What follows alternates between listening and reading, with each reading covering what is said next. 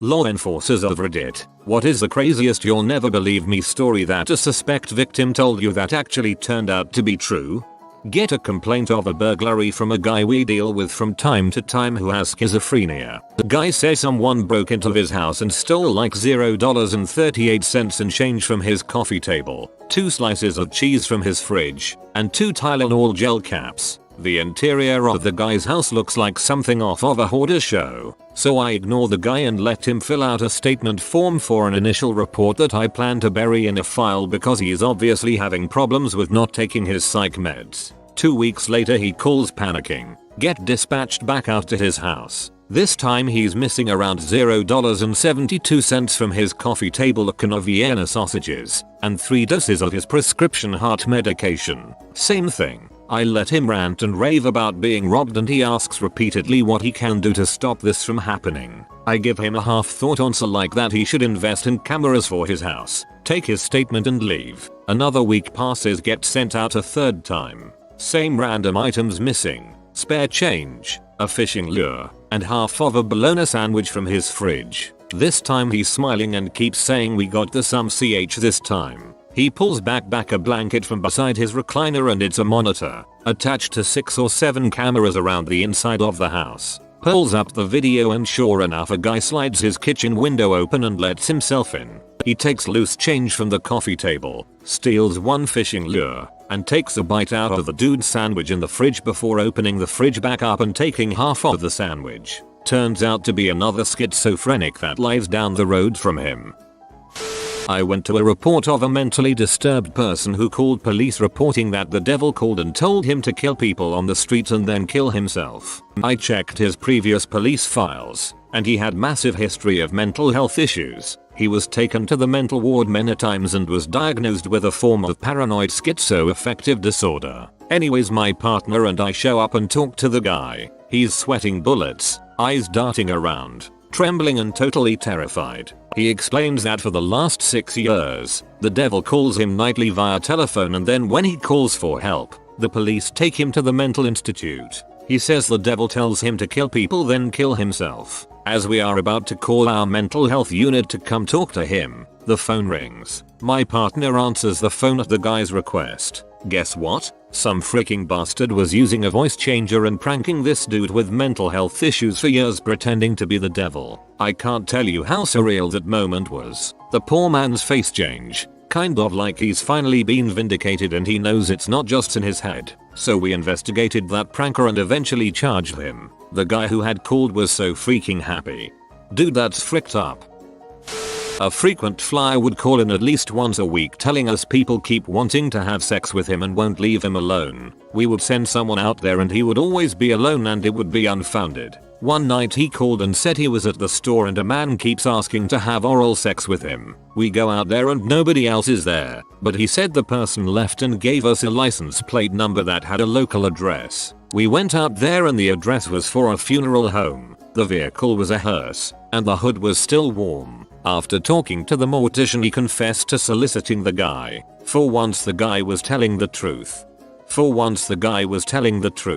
I'm just going to pretend they were all legit. The man can't leave the house without being propositioned for sex. It's made life crippling and the legal system thinks he's crazy. Cousin works in a city with mountains nearby, stationed at the Foothills substation. She gets a call about a spacecraft landing at her house. Very slow day, so she decides to humor her dispatch. At the house, hysterical woman talking about invaders from space greets her, and my cousin rolls her eyes. However, she says she can show her the spacecraft. Old lady takes my cousin out about 200 feet from her house, and there, in her backyard is an impact crater. Turns out it was a mini satellite that survived re-entry. This should be further up. I work loss prevention for a major retailer. Working LP one day and I see a juvenile female selecting multiple items without looking at price. Something that is a cue to me to start watching closely. She takes the cosmetics out of the packaging and then goes into the fitting room with one shirt. I get another officer to watch the cameras and I make my way out to the floor. The female exits and I check the stall. Nothing in there except a shirt. I head out to the entrance and wait for her to exit. As soon as she exits, I identify myself and ask her to return. The tears started running down her face and she begged me not to call the police or her mom. Told her that I would at least have to contact her mom. I call her mother and she says she is disabled and cannot get out of bed. I ask if there is anyone else that can pick her up and she sends a family friend. During the interview with the female, she said she is having a really hard time and that she was really sorry. Giving her the benefit of the doubt, I decide not to charge her on the grounds that she remains trespassed and doesn't get into trouble with any other retailer. She agrees. A few days later I get an envelope with a letter. It says thank you, and again how sorry she is. She explained the reason she took the cosmetics is because her mother has stage 4 cancer and only has weeks to live and couldn't bring herself to ask for money from her mother because she is so sick and very broke. It honestly broke my heart. I framed the letter and keep it in my office as a reminder not to judge people quickly. Make all new hires read it as well. Every one of them have the same who cut the onions and here look. Friend of my parents worked for law enforcement as a psychiatrist for a time. An older lady was brought in one day, extremely distressed and yelling how her family wants to see her locked up in a psychiatric ward and take hold of all the silver mines she owns. My parents' friend went through the hassle to check the story, just to be sure. Turned out to be 100% true. Lady was not one bit crazy.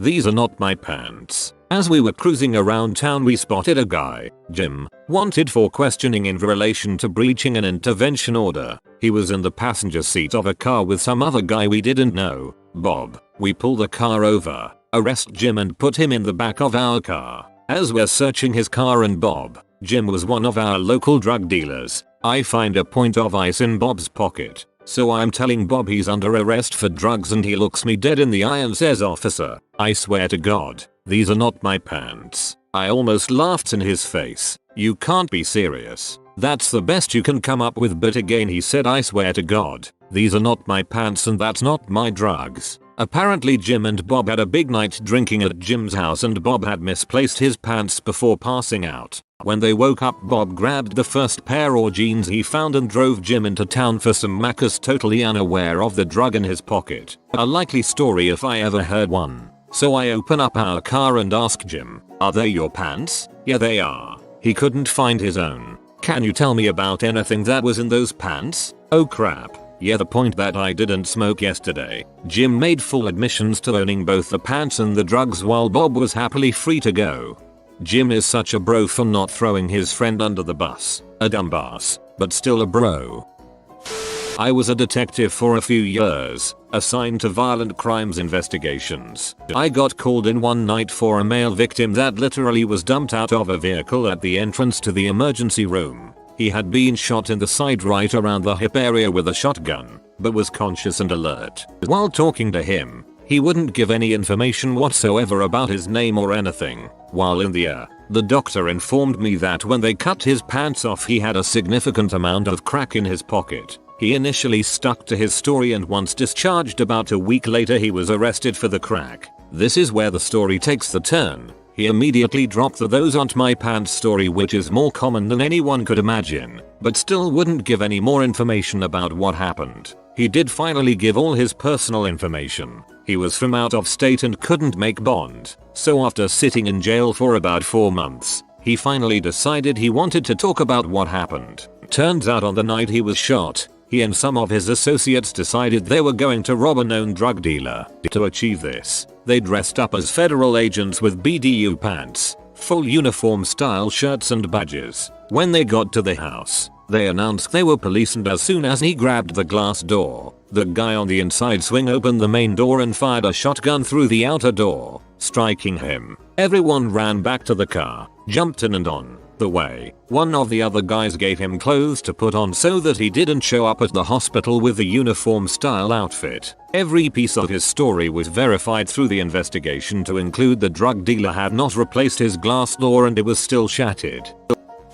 Read this in the local paper. I live in a small town in Australia. This guy was out fishing in the bush when an elephant goes running past. So he reports it to the police, who proceed to laugh and ask what he's been smoking. The next day someone came in to report a missing elephant. It turns out some circus elephants had been retired to a local farm. I'm not a law enforcer, but when I was 21 I went to a public park to smoke weed with a group of my friends. I had weed in my car and papers to roll up joints, of which I rolled 3 to split between the 6 of us. While I sat in the car waiting for my friends to get there, I mistrusted a fart and shat my dang pants. This park was about 1.5 miles from my house, so I drove back in a hurry. I was speeding and got pulled on the crossroad between my street and another for going 15 over. The cop approaches my car and, after the typical license and registration, takes a whiff and goes, "What am I smelling?" I make eye contact and tell him, "Sir, I pooped my pants and was speeding home before a date." The officer looked back to his car, leaned his head back in a bit and sniffed, pulled his head out and winced, slapped the side of my car twice and said, "Hurry home son," and let me go. Small miracles, I guess. So, dispatch advises my partner and I of a 911 call, where the caller advises there is a pilot who parked a plane in his yard and then went to the nearby bar. Dispatch advises the caller doesn't speak conversational English and the call was translated via a translation service. Knowing the address is on a lake, I assume there is a mistranslation. Someone probably drove a boat up to his dock and went to the bar. Partner calls me, he's on the shitter and going to be a minute. He assumes the same thing regarding translation that I do. That's cool. I arrive first. Holy crap, it's an actual plane in his driveway, specifically a seaplane. Apparently it was driven up the boat ramp, turned off into his driveway, and shut down. I call my partner. "Yeah, you need to come here and see this crap." Go to the bar. Who owns the plane? Drunk guy does. Apparently he was there to visit his friend, landed on the lake, and taxied to his friend's driveway, except he got addresses mixed up apparently, and now he's drunk, so I don't want him to move the plane. Turns out planes are light and he pushed it to the correct driveway. I investigate workplace discrimination complaints. One guy worked for a government morgue. He claimed his boss was stealing embalming tables. Who steals embalming tables, I thought. Turns out, the boss was selling them to funeral homes and pocketing the profit. So I'm patrolling in beach tourist destination, and it's about 2 AM, so I'm on the lookout for drunk drivers. There's a guy swerving a little bit up the road. He was on a back road and there was nobody else around. I decide to check it out. Flip on the lights and the guy pulls over immediately. I start chatting with the guy and he's slurring his words. "Cop, where you coming from?" Guy, "Just heading back to my hotel from the beach." Cop, "Any reason why you're swerving?" Guy, "I'm on some medication from a surgery I recently had and I'm pretty tired. So I'm thinking, okay buddy." I grab his license and registration. I run it and it comes back clean. I take a look in his backseat with my flashlight on the way back. Not only is there 230 packs of beer in the back seat, the floor is absolutely littered with empty beer cans. Cop, "So what's with all the beer in the back?" Guy, "Well, my neighbor really likes that brand of beer and he was house sitting for us, so we are bringing some back to him as a gift." Cop, "So what's with all the empty beer cans on the floor?" Guy, "Well, while we were at the beach the other day we saw part of the beach that was trashed. I couldn't leave the beach like that." Cop, "Alright buddy, you need to step out of the car." So I make him take a breathalyzer and he blows 0.000. So I make him blow again, 0.000. Keep in mind this guy is slurring his words left and right. So I ask him if I can take him back to the hotel and I'll drive his wife back to pick up his car. He agrees. I get to the hotel and the wife was worried sick because he had been out so late. The wife confirms that he's on medication. He goes to sleep and as the wife and I are walking out, I start questioning her. Cop, "I saw a bunch of empty beer cans in the back seat. He drink a lot, woman." "Oh no, he insisted we spend an hour of our beach trip cleaning up the beach. He wanted to drop off the cans at the recycling center before we go back home. He doesn't drink at all." Cop, "Interesting. There was 2 cases of beer in the back seat." Woman, "Oh yes, my neighbor absolutely loves a beer. Can't get it where we're from. Easily the most surprised I've ever been." 3 years ago, Working in our civil department, landlord wants his tenants out, says the usual things that set off the BS meter. They're drug users, criminals, thugs, keeping a prisoner in the mother-in-law suite. Landlord himself is a slumlord, says outrageous stuff for all of his tenants he wants to evict. Turns out that it was actually true in this case. Partially, the tenants were a man and his elderly mother. They were keeping the man's developmentally challenged brother padlocked in the mother-in-law suite of the house with no plumbing or electricity. This family had been doing a rent-to-own thing with the landlord for 10 years or so, and only recently stopped paying. Turns out that they had been feeding the brother through the mail slot in the suite's door, and the interior had no furniture besides the most disgusting mattress you can imagine. We don't know how long he had been kept in there, but I have never seen a more revolting place in my entire life.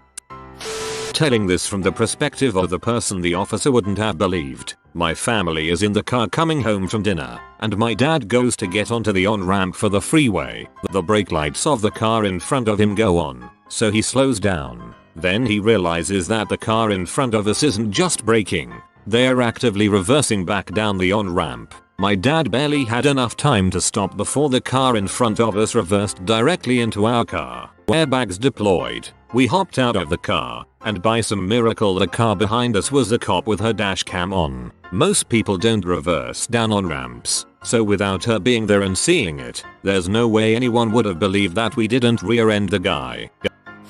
Back when I was working parking enforcement, a man approached me, calm as could be, and told me he'd had to park his car in a loading zone and that it was now on fire. He asked if there was a way to make sure it wasn't ticketed, since he couldn't move it. I figured maybe it was overheating or something, but I checked the loading zone, and sure enough, the engine was straight up on fire. He was mildly surprised when I called 911 to get a fire engine over to make sure the fire didn't spread.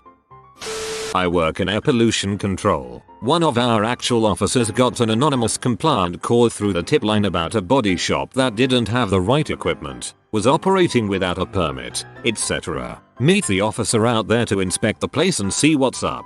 As I'm pulling in, the shop's yard is a mess. Random wrecked cars all over the place, bits and pieces of engines and such under tarps, or just casually laying on a pallet. There's a small pile of tires in one corner. All it's missing is a chained up Doberman and a razor wire fence. I was glad I had an officer along. We walk into the shop proper, and it's even more cluttered than the yard. There's bits and pieces of at least 3 different cars and old milk crates, and 2 different vehicles in various states of disassembly on the shop floor. Tell the owner why we're there, and he's super confused. Says he has a paint booth that he loans out to a buddy who does his painting for him, but he doesn't do very much work. We go through the whole speech about changing the filters and such, and the guy is even more confused looking. He swears he just bought new filters for the thing. They're quite expensive, and he says again that he doesn't do all that much paint work. I'm not buying it given the state of the shop and the yard, so I ask to see the booth. He walks us into another building,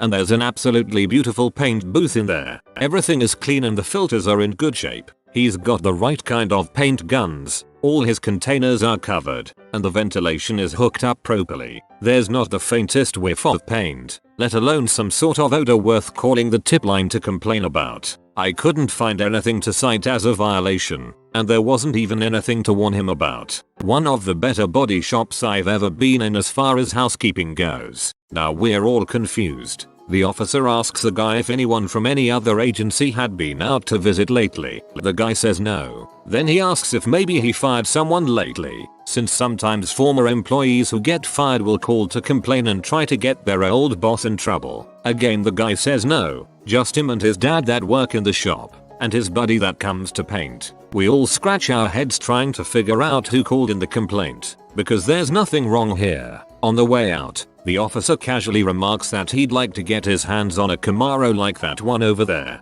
That's when the light bulb went off. Turns out the owner of the Camaro was unhappy with the speed of progress on his car. The shop owner had been working on it for free as a favor, and had gotten bogged down with other work, so he hadn't had a chance to finish it. They had apparently argued about it a few days before we got the call, and the rest is history.